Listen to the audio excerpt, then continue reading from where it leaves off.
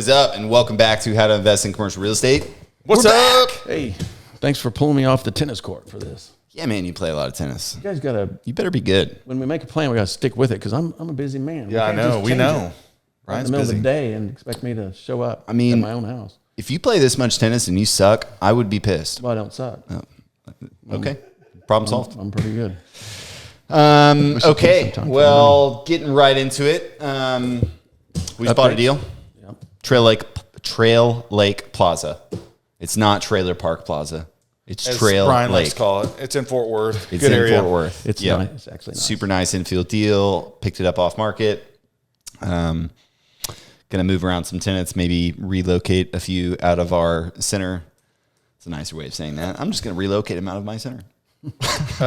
Chris Myers, Stride Bank did a loan. Yeah. Big shout out to Stride. Good job on that. 6, 7, 8 deals we've done with them. Yeah. It's a decent amount. He said there's one other group that's done in Tulsa that's doing more than us with them now. And I told him that's unacceptable. We're not going to have that. Unacceptable. Pass 'em up. So he said he's got more capacity. He's going to look into it, and they're going to lend us some more money. We got 3 more deals closing at the end of this month. Yeah, we do. Tejas, Texas. Yeah, we know what that is. Everybody else might not. Okay, they you may guys not. know. Yeah, so I think we're already fully funded there. Yep. So you can't get in, but we are going to be launching a couple of deals in August. So keep a lookout for those. I think after we close this, it'll be 9. How many deals? 7, 8, It'll be 7, I think, after these 3. 7 or 8. 7. Yeah, 7 or 8. So we may hit 12 this year. Yeah. If we hit 12, Deal of the month. New goal for next year now. coming up with something crazy to celebrate it. Yeah. And I'm good at idea. that. That's my specialty, actually. Celebrations. Yeah. Anyway, right into it. The president just signed a big, new, beautiful bill. One big, beautiful deal. Now we are just using that language. You may or may Yes. not think it's beautiful. We're not saying it is or it isn't. Yep. Just doing the Just going with official. brand. Official It does title. have some implications for commercial real estate, and we thought we would go over those with you because they will impact your investments. Yep. So, Brian, I think, well, the biggest one, we've been hoping for this, for not this bill, but this actual part of it for, a couple of years, that they would bring back 100% depreciation. yes. First year. Bonus. So that means in the first year, when you spend capital money, that you can write it off. It's Instead of a percentage of it? certain things qualify for it, but a lot does. Like a jet. I see it all over my social media now. But car washes. There's certain big categories of things. So how does it relate to commercial real estate then? Well, for us, we just did a lot of capital improvements on a couple centers we bought. Yeah, parking lot, Landon Square in Cincinnati. We did a little bit of work on Kickapoo and Shawnee and various others. But yeah, typically those improvements you would have to amortize over a different period of time, whatever the usable life is. It was going to be, it was down to 40% for 2025, right? And so Yep. they kind of made it retroactive to January 19th. Any asset put in service after January 19th, 2025 Right. is eligible Qualifies. for 100%? Yeah. Yep. So it just boosts your depreciable assets, and you get to carry those losses forward and apply them against income. And so it's just reducing your taxes is basically what it's doing, at least reducing them today. Yeah, the other thing that's worth noting is I think he did this his first term. You guys, I don't want to misspeak. I think he did the bonus depreciation his first term, right? Can't remember, but I know it was in place. Yeah, it's It was at in one place, point. I know that. And then it was like it was a set period of time, and there's a big phase down period, and it ended where we are at now, where you can take 40% the first year and then put it on the AM schedule. Now it's in full effect until the end of 2030, and there's no phase down period. So like we saw last time, it would go from 100% to maybe 90% to 80% and kept going down. Now for the next 5-6 years, we can see those write-offs. And the idea of this, from my perspective, is to incentivize investors to reinvest capital back in, improve the U.S. Isn't it good until 2030? Is that right? Yeah. Yeah. Okay. And then what happens? It just they'll go back to, no bonus depreciation. You'll Okay. Amortize the improvements. yeah. Okay. But we'll see. That's a long Yeah, way it out. might change by then. All right, what's the next one, Brian? Next one is the deduction limit for state and local taxes was increased from $10,000 a year to $40,000 a year. Yeah, the deduction limit. So Or now you 40,000. can write off up to $40,000 in state and local taxes as an expense to offset your income. Man, that's great. So just more lower taxes Yeah, and that is going to increase annually by 1%, a year. which is not like 1%, guys. That's What not is much. that doing for Yeah, that's anybody? interesting that Nothing. you said that. Nothing. And then it reverts back to 10,000 in 2030. Yeah, I did notice that with a lot of these is that none of them seem permanent. I Yeah. guess one of them maybe does. Yeah, maybe that was a way to get it. I think it has something to or do something. when the budget office says, hey, this bill is going to cost the American taxpayers, or it's going to add this much to the deficit. They have to add up all of the impact. And so if it's a forever thing, then they're going to say this is going to add so many $1 trillion. But if they just add it for 3 or 4 or 5 years, then it reduces that Yeah, okay. number Gotcha. and just kind of kicks it down the road. Right. Anything else on that one, you guys? Nope.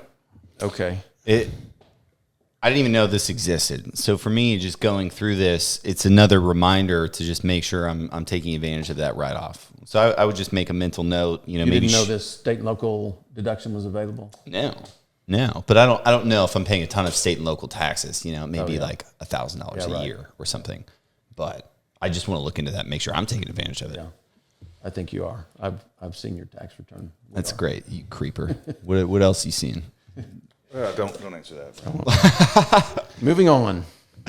Okay, this is a big one. This is a huge one. Estate estimate. Wow.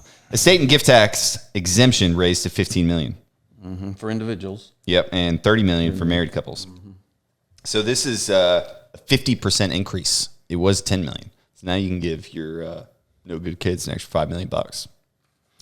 Yeah, and if you want my advice, don't give your kids that much money. You're going to spoil them. Really? So make them work for it. Yeah. Yeah, it's pretty big. Okay, next. Qualified business income deduction. So eligible business owners can deduct up to 20% of the qualified income. I mean, why stop there? Why not 50? That's a rookie number, 20%. I want to write off all the income. I guess this is just a straight write-off. You can just write off 20% of top line. I mean, it says qualified income. So I wonder what that is. Yeah, should have done a little more research on that. We're not going to try to speak to exactly what that's meaning, but it does appear to be a decent deduction for business owners. Yeah. This next one, Section 179D. I don't know much about that. Deduction for energy efficient commercial buildings. It's basically clean energy tax credits were rolled back, right? Yeah, I think the most popular version it mentions here at the end is the incentives for purchasing electric vehicles. Yeah. If you bought a Tesla, you could get like $7,500 off at sticker. Like the dealer would just give you the discount and then they get reimbursed. Okay. So that was it had to have been a big thing for Tesla. Yeah. Really drive affordability. So he's rolled that back just to get back at Elon for Elon being upset with him lately. I mean, there's been talk about it all year, even when they were buddies. Okay. Yeah, I think that was going away. Elon is actually gone on record a lot saying that they never asked for it. They never needed it to sell their cars. It was really the other car manufacturers. Yeah. And you can see that. Interesting. Yeah. Anyway, I'm kind of the biased answer. Yeah. New $5 trillion debt ceiling. Added $5 trillion debt was increased by $5 trillion. So that's, I don't know what we think about that. Yeah, that's But It's a lot of money.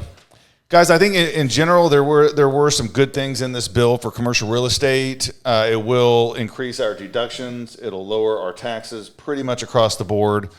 And so I don't think it's a bad thing. I do think that these benefits will filter into the commercial real estate market. Things are really at a good spot in commercial real estate, and interest rates we think are set to kind of start coming down some. Mm-hmm. We think that's going to juice the market even further. So if you've been thinking about getting into commercial real estate, I think it's a decent time. to kind of push your way in. We think the market gets better in the near future, not worse. Obviously, we don't know. I mean, stock market's at an all-time high. We could get some serious correction. That may change the outlook. But for right now, things are looking pretty good. Now's the time, guys. There's nobody out there. The amount of stuff that we just kind of have free reign to, or it feels like there's just not a lot of competition in the market right now. And as soon as debt gets cheap, it's going to be like buying a house. You know what I mean? Every builder is going to have a waiting list for a year. Every house is going to get ridiculously expensive. If you want to go shopping and just kind of like really peruse around, take your time, make offers, not stick to them, not have to stick to a bunch of tight timelines. I'm not saying go be a shyster out there in the market, but like it's a buyer's market. Everyone knows what that means. If you're buying commercial real estate, I mean, somebody had to sell right now. And it's not an accretive sale like it was a few years ago. Like it could be in a few years. They need that money, or they're being forced by an equity partner, an institution. Or they don't want to lender. refinance at higher rates or whatever. They're saying, hey, now's a good time. So Yeah. I would say get in the game. if Yeah, you we're can. not slowing down. We're actually seeing prices come down a little bit, right? Yeah. On the properties that we buy, we're seeing interest rates come down. So Yeah. but But it makes sense. the rent growth you're still seeing out in the market, Rent growth is still going up. it's huge. Yeah. It's huge in several asset classes. I don't know much about multifamily, but that would be enlightening. What do you guys see on the multifamily rent growth side? It's been really, really strong here in Tulsa, at least for B and C class assets. So still, Tulsa went so many years with very little rent growth, and then all of a sudden after COVID, we started getting a really good rent growth each and every year. So it's been good. yeah. Well, I think that's it for this episode. We went through that big, beautiful new bill here pretty fast, and we will catch you guys next week with another episode. Yep. Thanks.